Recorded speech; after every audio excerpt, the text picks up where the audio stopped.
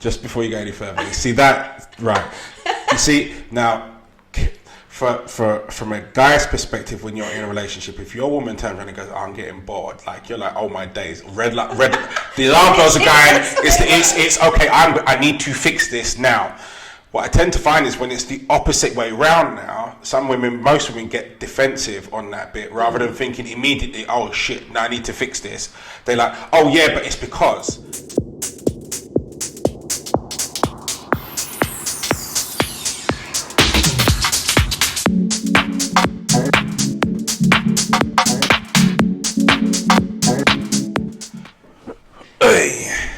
Good morning, good evening, good afternoon, whatever it is, wherever you are. Welcome back to the Couple School podcast. I am joined, as always, by the lady of self-love herself, Charmaine Lawrence. Hello, guys. How are we doing today?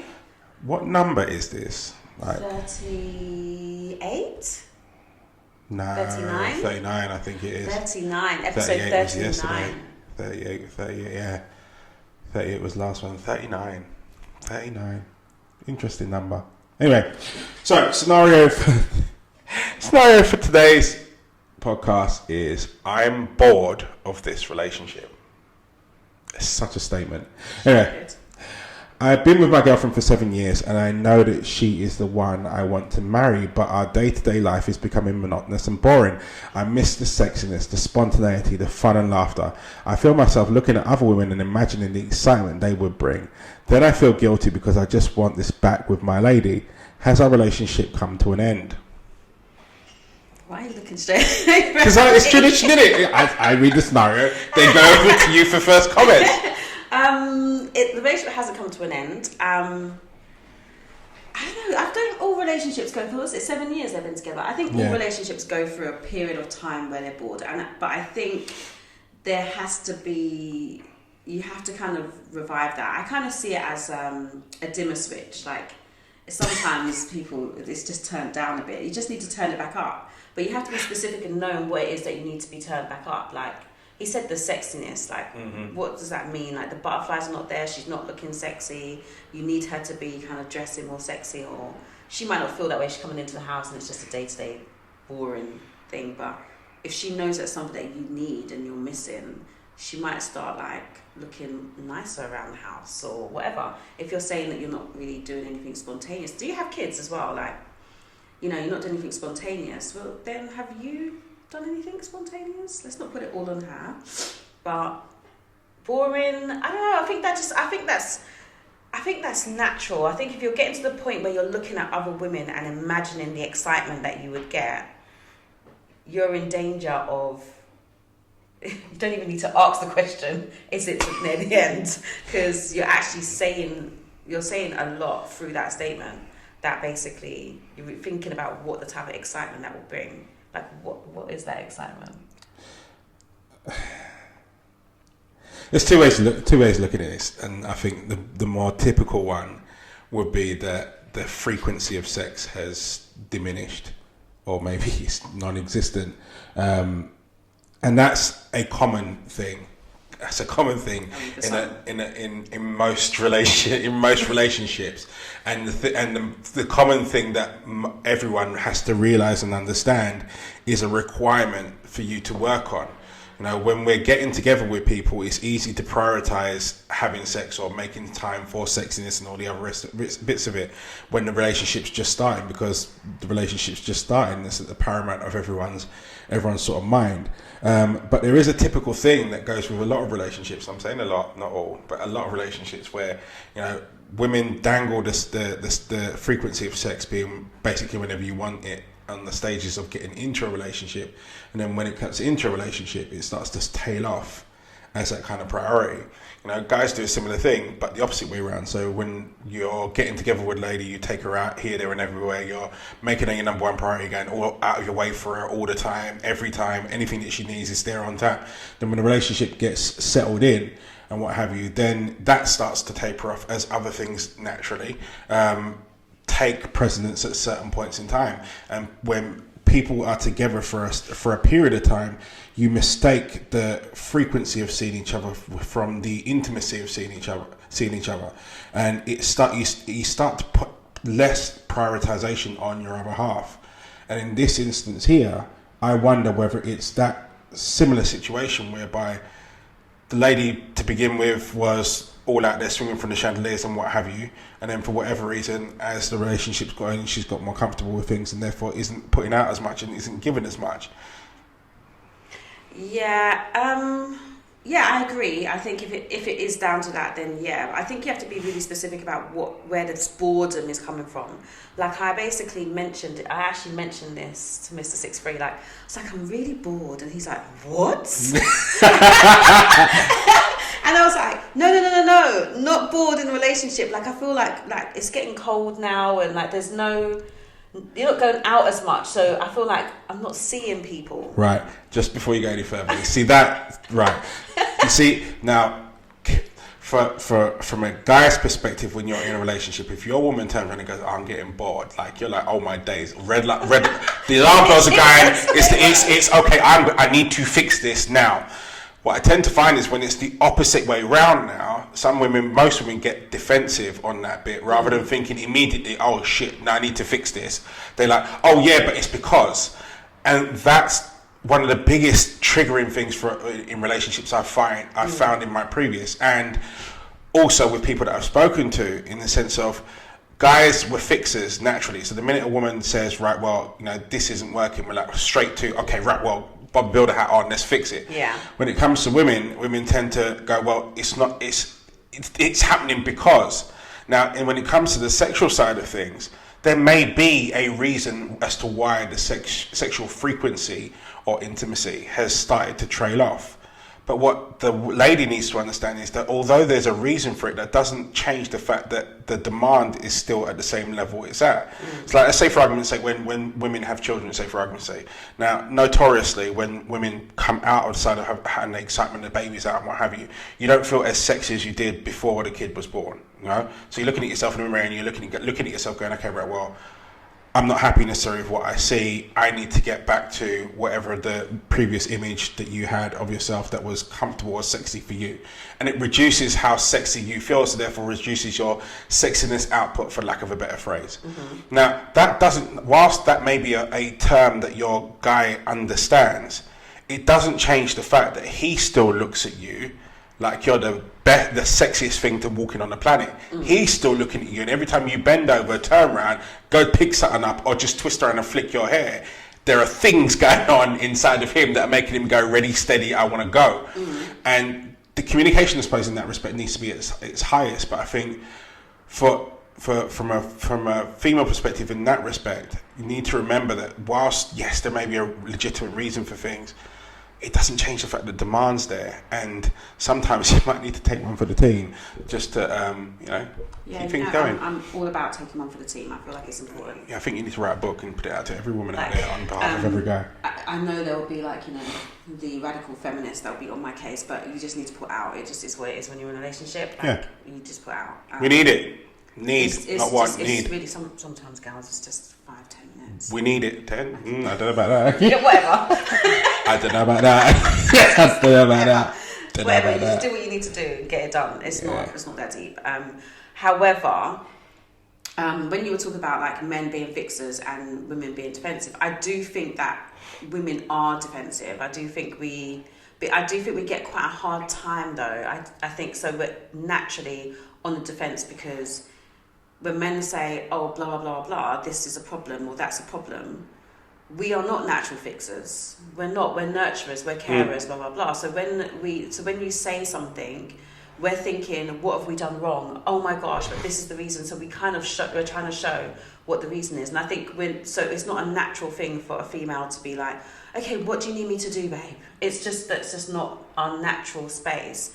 And it would be our natural space to kind of give a reason as to why that's not happening.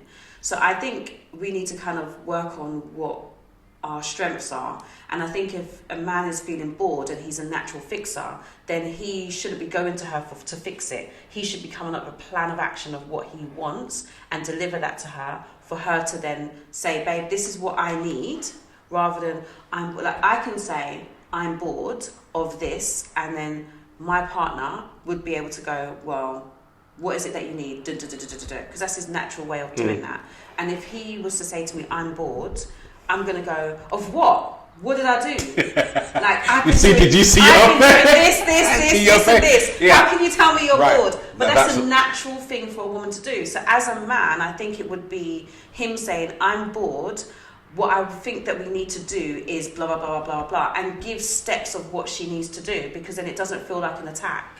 It doesn't feel like, do you get what I mean? Yeah, no, I get that. It feels like an attack.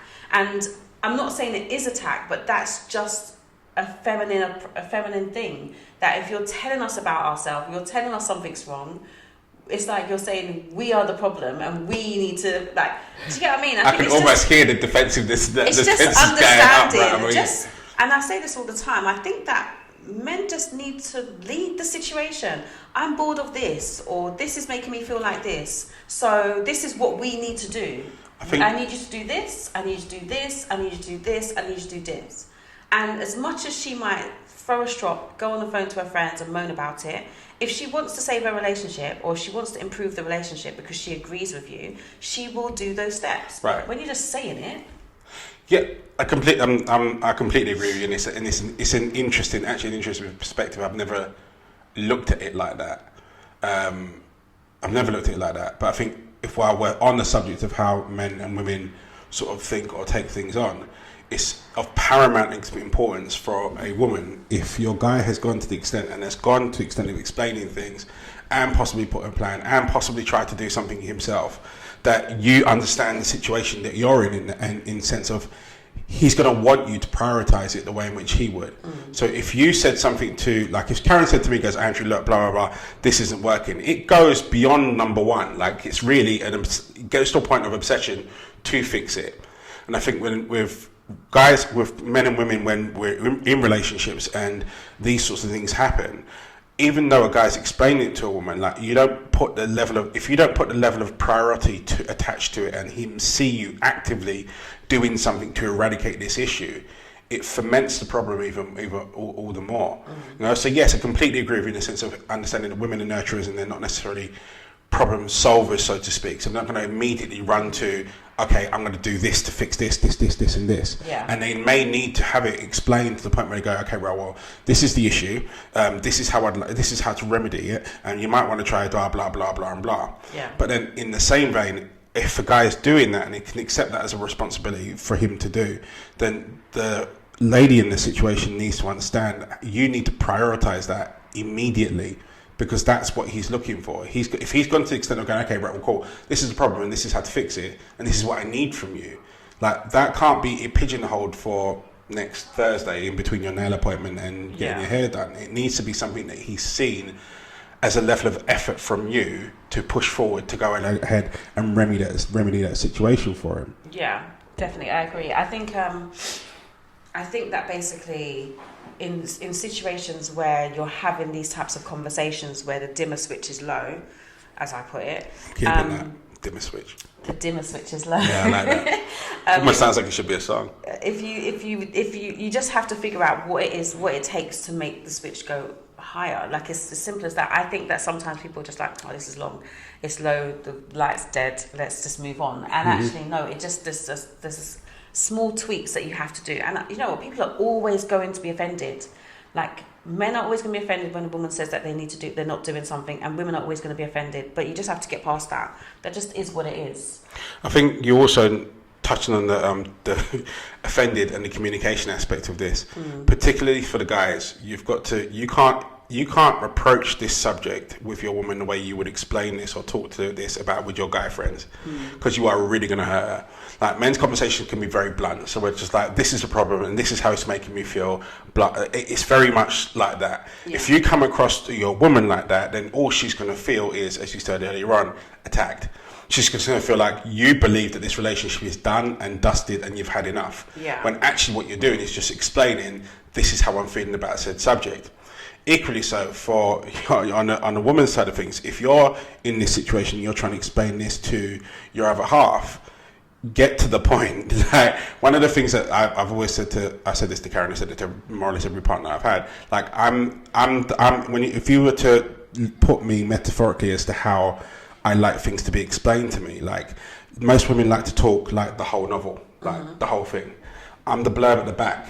Yeah. Yeah. Give me the bullet pointed version of what the problem is, how it's happened, and how to fix it. Yeah. You know, all of the other stuff on there is just gonna, because that you're not getting to the point. It adds to the irritation on the other side and makes them feel, okay, right, well, you're just blabbing now. Just get on with it. Yeah. And it just causes a problem. This whole thing of communication in relationships is really about understanding your audience, the person that you're trying to speak to, and speaking to them in a wave and a fashion and a tone that is more amicable for them to be able to absorb what you're trying to say. As Charmaine said, like, when it comes to subjects like this where someone is being told that they are not doing enough, they're not putting in enough, not pulling out enough, whatever the situation it is, where you're telling someone that they need to fix something, the likelihood is they're not going to take that information like candy. They're gonna be upset. Nose is gonna be pushed out of joint.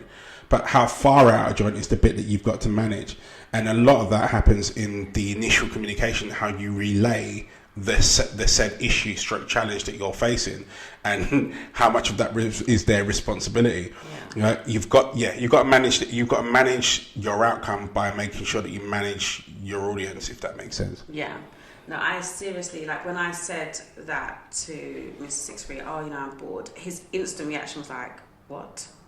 Like, and I could see it was like whatever was going on in his head at that time, and I was like, okay, I've actually said this incorrect. So now I have to go back and say it in a way that he doesn't feel like he has to solve anything. So I was like, babe, what I mean is that I miss my friends. As in, like, I'm indoors all the time. I'm talking to them on the phone, but I'm not actually in their company. And so I kind of feel like I need to visit my friends more or get them to come over more. And I know because it's cold, we're just kind of all just shut inside the house. And I don't particularly want to be on the phone for hours talking to people. I prefer to be in their space. And then it was like, oh, okay. Yeah. But so just going, I'm bored, is like, what do I need to do? What's happened? Where are we at? And it was nothing to do with that. So it's also about, like, thinking about what actually you're trying to say. Because if he didn't respond to anything and he just said, okay, he would have been thinking a completely different thing because I hadn't gone into detail of exactly what I was saying.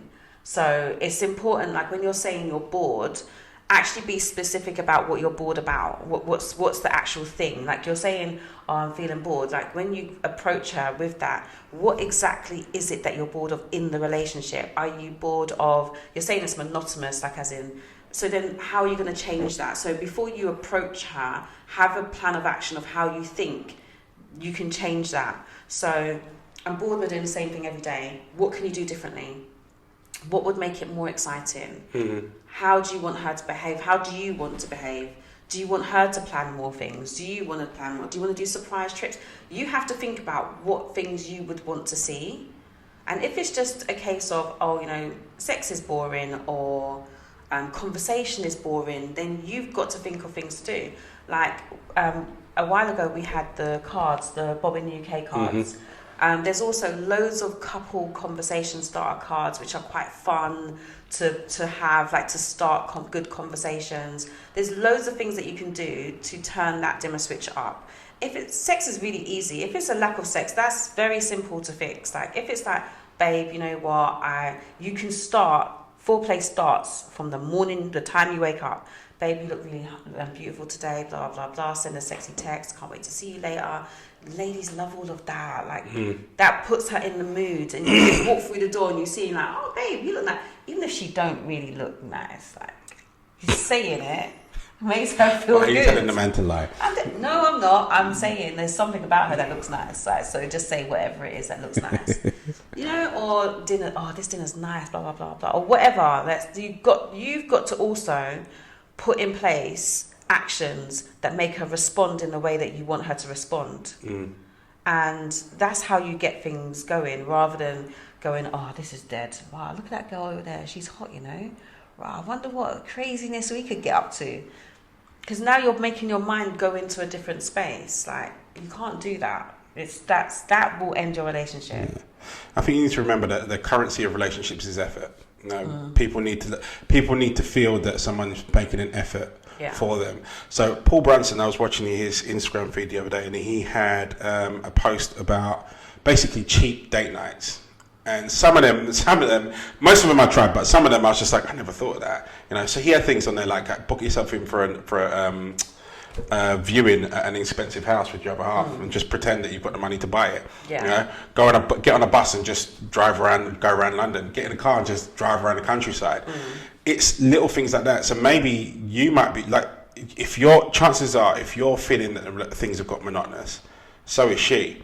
And the chances are that it may be some of these things where she feels that you're not putting in as much effort or making her feel as important to you, which has now had a knock-on effect on how sexy she feels around you, which now has a knock-on effect on how much sex you get. So by putting in the effort in the top end and going, okay, right, well, I'm going to take charge of this bit, and I'm going to go, right, well, I'm going to plan this weekend, I'm going to make this weekend all about her, blah, blah, blah, blah, blah, blah, blah. And maybe even setting the tone of saying, right, well, even at the beginning, jokingly going, yeah, well, I'm hoping to get lucky this evening. It puts her head in the space of going, okay, right, well, yes, he's putting in the effort now. And also, okay, right, well, it starts that sexy kind of flirting kind of thing and puts the subject in there in the very least. You know, when you said and also the other bit, when you start talking about looking at the grass being greener on the other side and starting to look at other women, that's your body's natural warning system to tell you that you need to fix something internally.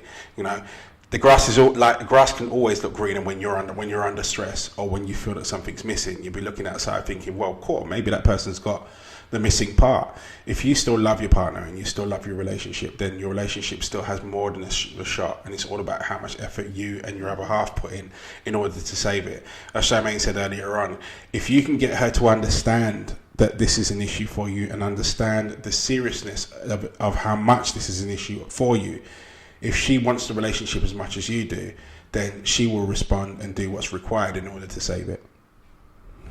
I think. I agree. But make sure you put in the plan of action of what is required. Don't expect her to come up with these ideas, because you're the one that's feeling it at this moment. So if you're feeling it, she's not necessarily going to be able to know exactly what it is that you need. So be very clear about what it is that you need. That's why I'm saying know what it is that's causing you to be bored, and have a plan of action that you would like to say to her that I think these things will work, because otherwise she'll probably do things that don't make any difference, and it's just a waste of her time, and she will be thinking, I've done this, and actually hasn't done anything for you. So be really clear about what things you think will help to remove that boredom. And the other point I would add on there as well is, if you start with the end in mind, if your decision is that you want to save your relationship and your decision is that the two of you want to stay, then even if you've explained this to her countless amounts of times before, even if you've initiated this conversation God knows how many times before, you've just not found a way that she's actually heard how important it is for you yet. So persevere with it.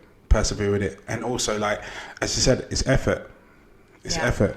You know, try getting your point across in a different way. Maybe rather than talking about the problem, maybe presenting a situation that represents the solution for said problem. Say, for argument's sake, trying to tackle it from that dimension. I mean, basically what I'm saying is, if your relationship and your lady is what you want and you can see as being your one that you last forever and a day with, then it's worth putting forever and a day's worth of effort in order to get her head in the right direction and you moving forward. Yeah, you know? So, agreed. And don't forget, like, there is always support out there. So if you don't want to do the therapy route, you can also do the coaching route. Andrew and I are both coaches, so you can always book a coach to help with these issues, to help you just kind of get a clear idea and a clear plan of action of how you guys move forward. It's sometimes, some people really find it difficult sometimes to go to counselling or to therapy, and coaching is kind of a good way to go, because it's focusing on the actual issue and moving forward, and rather than looking backwards. So making plans of action to move forward. So if you are looking for a coach, you can book either Andrew or myself. General plug. And yeah, we'll have all the details over on our Instagram and also in the description box. Yeah.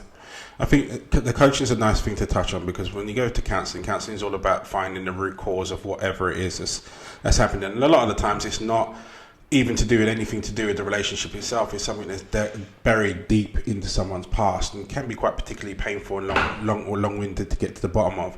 The beauty of coaching is, as Charmaine said, is it starts from now, and it's all about plans of actions to deal with the situation that you're going in. So it's not necessarily understanding exactly how it's happened, but it is all about moving it past the point of where it's at to a desired and agreed outcome. And even sometimes just having someone there to referee a conversation allows so much more understanding, and gives people the opportunity to feel like they're being heard. And sometimes even in situations like this, when you actually get into the nitty-gritty of it, she loves you just as much as you love her. She wants you just as much as you want her. It's just that at some point in time, she doesn't feel that her wants are being needed, and that's made her feel a certain way. That's had a knock-on effect on either your frequency of sex or how sexy she feels in order to do those kinks that you guys were doing before. And we haven't even touched on the subject of whether or not you got kids or not, because as Charmaine said, asked the question earlier on quite rightly, they present an obstacle in itself to, I've got enough of them to say this with absolute validation. They present, as much as you love them, they present an obstacle to your relationship because they are 100% needy, and their priority level is always at super 100. So if there are children involved, then the two of you have got to accept the work that's required in order to keep your relationship alive whilst you raise the children. And it's hard and it can be challenging. But that's the key point for the two of you, to maintain communication with each other, to let each other know where you're at.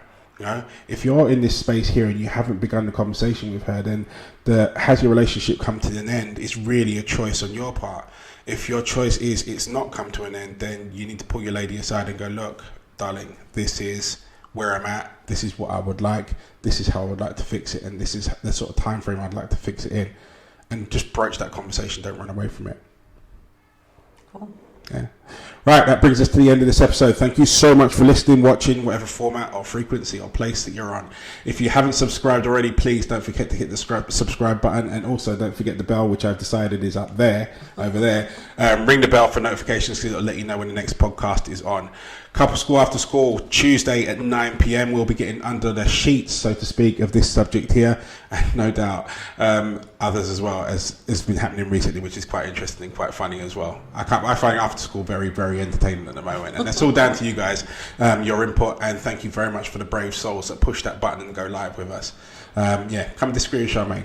But I think actually Charmaine is hosting for this one, and I'm going to put my petition out there. I'll lodge it on the polls that Charmaine should always host, because she's better at it than I am.